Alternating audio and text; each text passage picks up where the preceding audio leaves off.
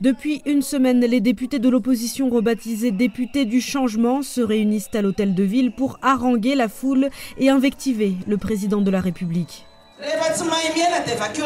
Si vous n'avez rien de mieux à faire, allez cogner votre tête sur un poteau. Et si cela ne suffit pas, jetez-vous dans le lac Anous.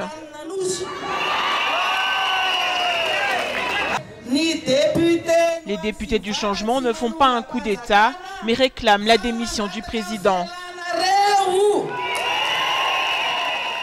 La manifestation a été largement moins suivie que lors des jours précédents, mais parmi les manifestants présents, la colère reste intacte.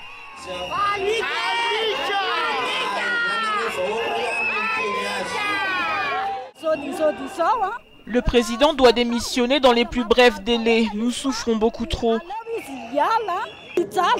Ça fait des années que l'on se tait. Parfois, nous n'avons rien à manger, nous n'avons rien à mettre dans la marmite.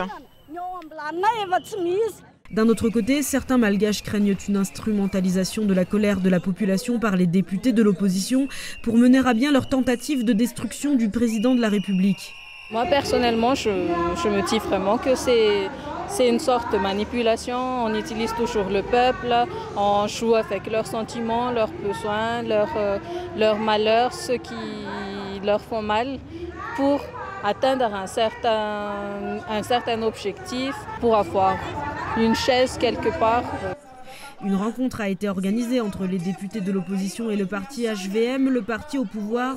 Initié par la communauté internationale, ces négociations se sont soldées par un échec. Les représentants des principaux partis d'opposition, Team et MAPAR, ont refusé ce qu'ils ont qualifié d'ingérence de la communauté internationale. La communauté internationale, elle a toujours fait de l'ingérence.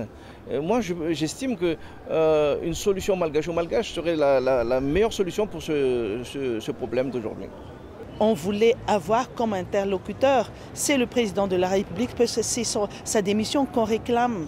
Et lorsqu'on était venu, on a vu sur place M. Rif Rakoudvo, le président du parti HVM, qui osait encore nous taxer de terrorisme. La semaine prochaine, le mouvement risque de se durcir. Les députés de l'opposition ont annoncé qu'ils étaient prêts à se rendre dans les ministères pour bloquer l'appareil administratif.